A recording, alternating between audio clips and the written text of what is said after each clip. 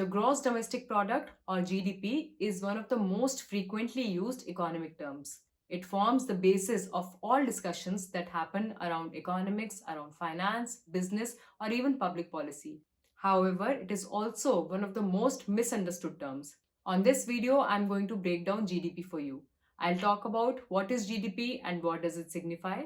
I'll also discuss how is it measured. I'll also discuss about whether it is a true indicator about the size or the well-being of an economy. And finally, I'll discuss what are the alternative ways which countries have started adopting to actually indicate about the well-being or the health of their economies. So without further delay, let's start the video. Hello everyone, I am Ayushi. I am an Indian Economic Service Officer currently working with the Government of India. I have done my economics honors as well as masters in economics and have worked at the intersection of finance, economics and public policy for the last 7 years. On this video, I am going to discuss a very crucial topic, which is GDP. GDP forms the basis of all discussions which happen across business, across economics, around finance and even public policy. And hence, this is a concept we must be fully aware of and we must fully understand. So without further delay, let's start the video. First of all, I would like to thank you from the bottom of my heart for all the support and encouragement you have been giving me over the last few weeks. I really appreciate all the likes, all the comments that you have given me. In fact, some of your comments have actually given me good ideas about what videos I can make to add more value to all of you. And hence, I'll be working on those soon. Keep supporting, keep liking. It really gives me encouragement and gives me the confidence to make more videos. So let's jump on to the topic at hand, which is GDP. Let's look at the definition of GDP first. So if we look at the textbook definition of GDP, it goes something like this. GDP is the market value of all final goods and services that are produced in a country in a given time period. Let's look at the 4 keywords. Let's start from the last one. In a given time period is quite clear. It means a specified time period, which means it could be a quarter, it could be annual, it could be 2 years, 5 years, whatever the specific time period is. Produced within the country means within the national borders of a country. A good or item which is produced within the national boundaries of a country would be counted towards the GDP of the nation. Now, it even includes islands such as Andaman and Nicobar Islands or the Lakshadweep Islands because these are a part of the national borders of India. A good which is produced outside India, outside the national borders such as in China or in Germany, those would not be counted towards India's GDP. Final goods and services is an important part of this definition. It means the goods and services that we as consumers are consuming.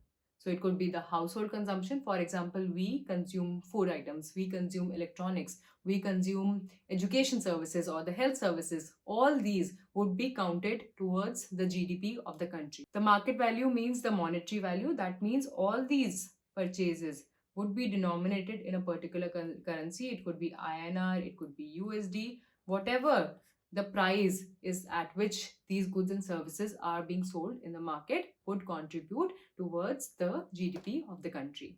Let's look at an example now. Let's say that there is a basket of apples being produced. And this is the only good that is produced in the economy. So let's say there are only 5 apples that are produced. Now each apple is for, let's say, 10 rupees. And 5 apples are for 50 rupees. 5 into 10, which is equal to rupees 50. Now this will be the GDP of the country. This is the final product which are being consumed by the consumers, and this will be counted as the GDP of the country. Now let's say that besides 5 apples, there are also 5 pears being produced. So each pear, let's say, is for rupees 15. So 5 pears would be for rupees 75. Now, if we look at the total value of the final goods and services, that means the 5 apples plus 5 pears is rupees 50 plus rupees 75, which is equal to rupees 125. So this becomes the GDP of the economy where only 5 apples and 5 pears are being produced. This is a very, very oversimplified definition. I hope you understood it. This is actually a class 10th or 11th definition, and I just gave it to give you a view of how GDP is calculated. But I'll go on to more technical details of it when I discuss how is it actually measured. But what does GDP signify? Let's say that the final value of all goods and services that are produced in an economy in year 1 is US dollar 10,000. Let's say in year 2 it increases to US dollar 15,000. This means that there is an addition or an increment of US dollar 5,000. Now, what does this $5,000 signify? This means that $5,000 worth of goods and services were produced in the economy. This also means that there must be a demand for this much worth of goods and services. Think about it this way. Why would companies and factories produce more goods and services? They would produce more goods and services only when there is an adequate demand in the market. If there is no demand, they do not have an incentive to produce. So, a growing GDP indicates that there is a growing demand in the economy. That means people are demanding more. There is also an income rise. They have spending power. They want to purchase more goods and services, and hence factories and companies are producing more goods and services. Hence, GDP is considered to be an indicator of economic growth. A growing economy would show a positive GDP growth. A declining economy, on the other hand, would show a negative GDP growth. For example, when the pandemic hit India in 2020 and there was the first lockdown, there was a decline in spending. People were saving their money, they were only purchasing essential items, they were not consuming other things such as electronic durables, or they were not going out, they could not travel, and hence the spending had declined. This is also a topic which I discussed in the first part of this economic series that I've been making for you about demand and supply. I discussed how demand and supply determine the price of any particular good or service in the market. So you must watch that video because that forms the basis of all that happens in the economy. So if you haven't watched it already, I've linked it on the top. Do go and watch it right now. So coming back to the story, in 2020, when the pandemic hit India and there was a decline in spending, companies were shut down, a lot of factories were not operating, people had lost their jobs, unemployment was at an all-time high. And correspondingly, because there was a decline in demand, even companies and factories which were actually producing goods during that pandemic also, but did not find an incentive to produce goods, and hence the GDP contracted. Now, GDP contraction is considered to be a dangerous sign.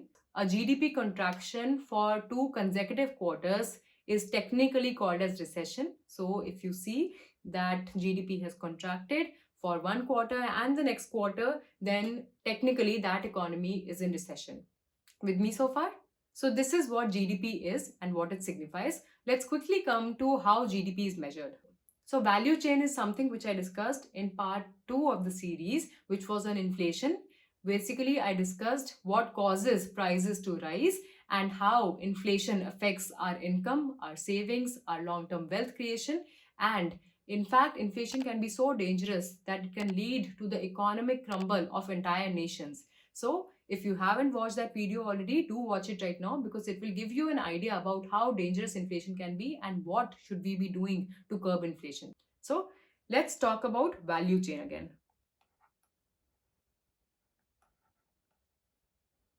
Value chain is nothing but the production chain.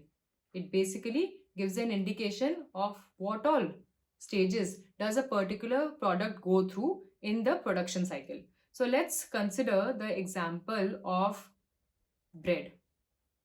Now, a lot of people consume bread. So let's take this example now. Let's go back to the basics where the producer is basically the farmer.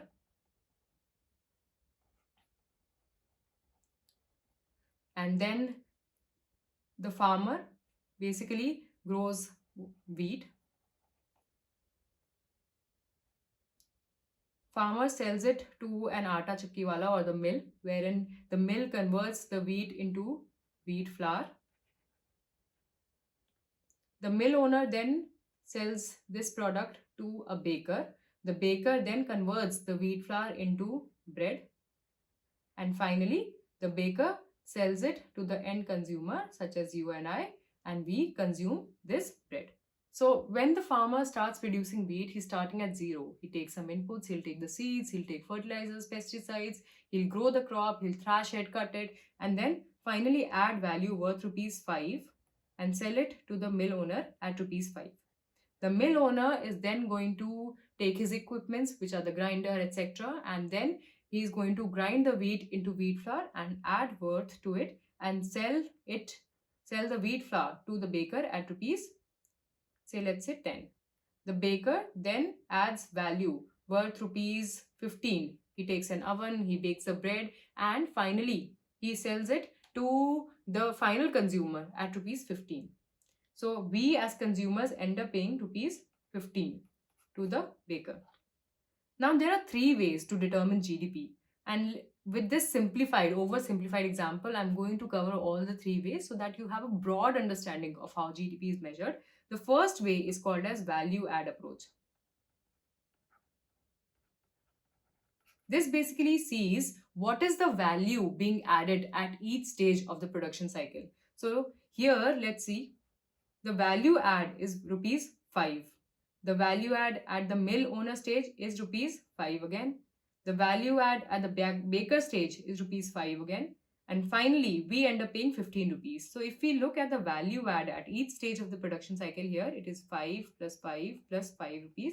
And this means that the final value of the good is rupees 15. This is the final value.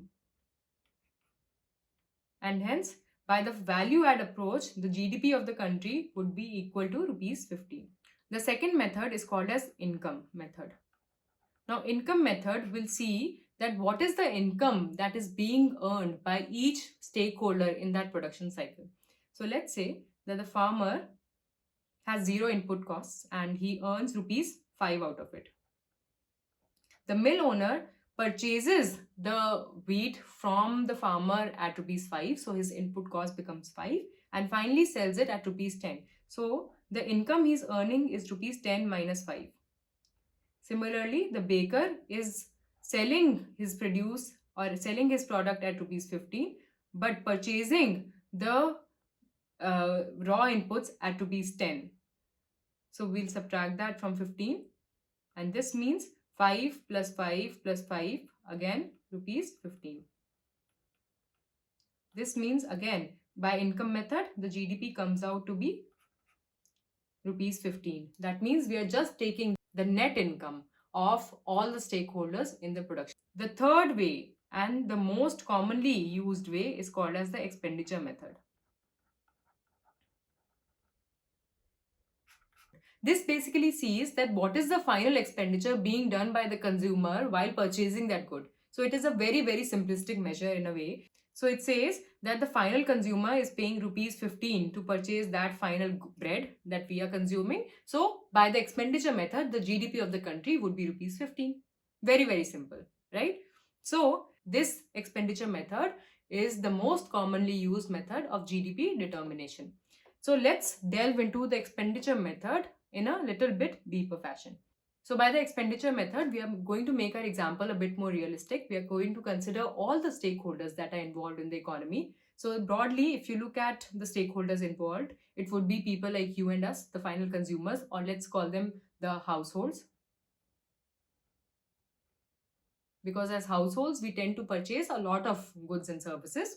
Then there are private firms or the private industries or the private companies. They purchase a lot of inputs for production of these goods and services. It could be heavy machinery, it could be capital equipment, it could be employing more labor. So all these would be counted as private expenditure. Then there is the government as another stakeholder. So government again purchases a lot of goods and services. So this could be giving the salaries to government employees. This could also be spending on defense, spending on infrastructure, creation of buildings for health, for education, and so on and so forth. So all these would be counted as government expenditure. And finally, a lot of goods and services are also exported out the country because there is demand for these goods and services which are produced in India outside also. So we will also include the goods and services that are exported, but we will also subtract the goods and services that are imported, that are produced outside but are imported in India. So exports minus imports would also be included here. So finally, GDP becomes a summation or sum of all these. Household expenditure would be called as C. Private expenditure is usually denoted as I. Government expenditure is denoted as G. And export minus imports, also called as net exports, would be written as this, net X. So this is one equation that you will see very commonly in textbooks, across discussions which happen. Even Raghuram Rajan, he gave an interview and he stated this particular definition there. So this is something that you all must know about because this is very, very frequently used. So GDP is a sum of household expenditure, of government expenditure, of private expenditure, as well as the net exports of the economy. With me so far? Now, I have a question for you here. Do you think financial transactions, for example, buying equities or buying bonds, is included in this calculation of GDP? Comment down with your answers in the comment box, and I'll post my answer in the description box in a couple of hours.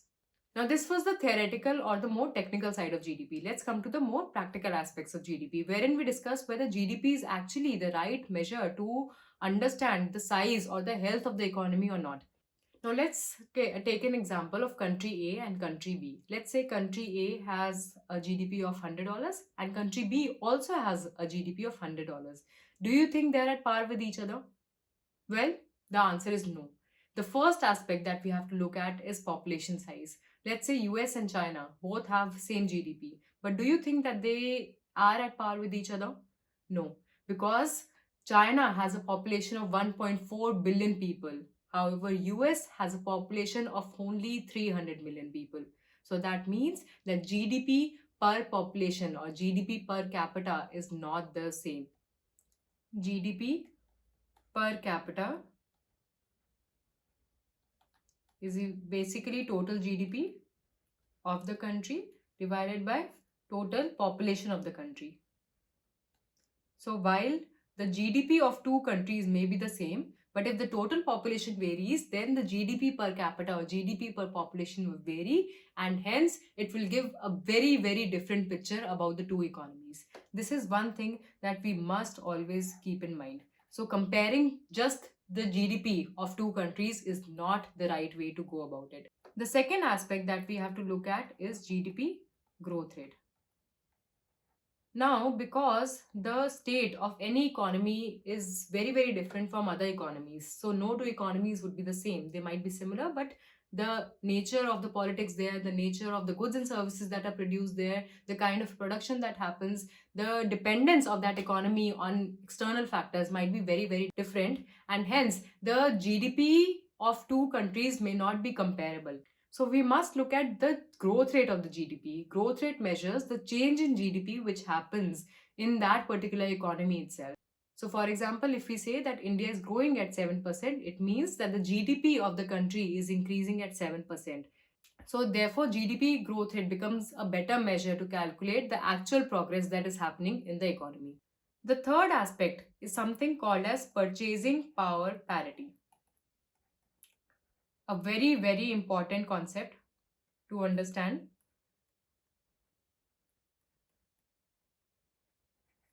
The concept of purchasing power parity basically states that the value of the goods and services that we can consume in one country may not be the same in another country if we look only at the exchange rate. For example, let's say that the exchange rate of US dollar to INR is $1 is equal to rupees 75. But do you think we'll be able to consume the same basket of goods in $1 in USA as in rupees 75 in India? Definitely not, because the cost of living in India is much less than that in USA. For example, there is something called as Big Mac Index, which is used to compare the cost of living in different economies. The idea is simple. What it says is that McDonald's is a chain which is committed to consistency. It uses the same raw materials, it uses the same technique to make burgers across the 120 countries it is present in.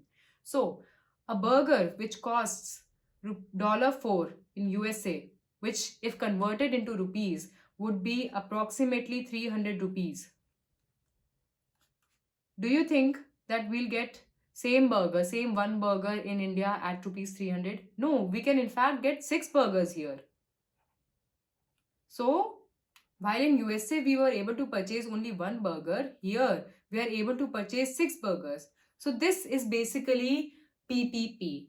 So, we have to do an apple to apple comparison. We have to see what is the real exchange rate at which we can actually purchase the same amount of goods and services in country A vis-a-vis country B. So, while the exchange rate may be $1 is equal to rupees 75, but in purchasing power parity terms, it may not actually be true. It may actually be extremely high. So what we are able to purchase in $1 in USA, we may be able to purchase the same amount of goods and services in 12 rupees in India.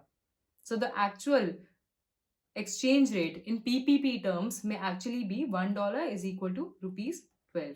And this is what the concept of PPP is all about. The problem here is that PPP is very difficult to measure. First, it is not that the same basket of goods would be consumed across economies. The preferences may vary, the kind of product that are consumed may vary. So it becomes difficult to actually see what is the basket of goods that should be compared across different economies.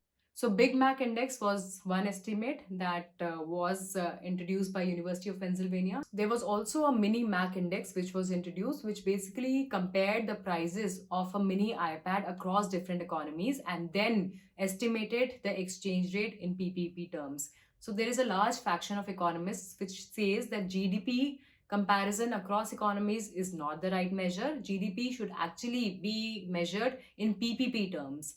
So this is one aspect of GDP that we must keep in mind.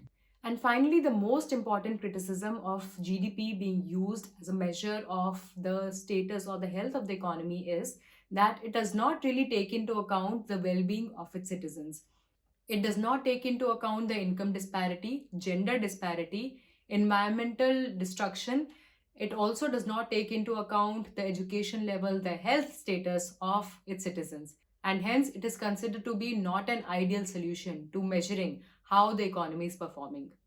Let me give you a very interesting example here. Bhutan is one country which has come up with an index of its own. It is called as gross national happiness. Now, gross national happiness is a multi-dimensional approach which looks at different indicators to actually assess the well-being of its population.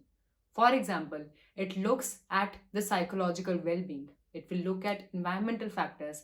It will look at the education level, the health level of its citizens. It will also look at the sleep level, the community values, and the governance of the entire economy. And hence, gross national happiness is a very, very comprehensive index that Bhutan has come up for its own economy. Now, whether such an index can be adopted across different economies is a debatable question because this kind of an index requires data on various parameters such as health, education, such as good governance, ecological factors, sleep, family values. Now, these are something which are not always quantifiable, and hence it becomes difficult to come up with such an index and be adopted across different economies. I hope with this video you could understand what is GDP, how it is calculated, why it acts as an economic barometer to understand the size of any economy. I also discussed the shortcomings of GDP and what could be an alternative index to actually assess the well-being of any nation. It is difficult, but that should be the road that all the economies should be taking. Now, I wanted to dedicate an entire video to GDP because GDP is something that I'm going to discuss in my subsequent videos as well. GDP forms the basis of different financial factors, different economic indicators, such as debt to GDP ratio, how it can actually prove as an indicator towards assessing whether an economy is going to perform well or whether it is going to default. And this is what I'm going to discuss in my next video. So please stay tuned. If you like the video, do press the like button. If you like my content, then please do subscribe to the channel. I'll be posting more content around economics and finance and also public policy. See you the next time. Till then, stay safe, take care, bye.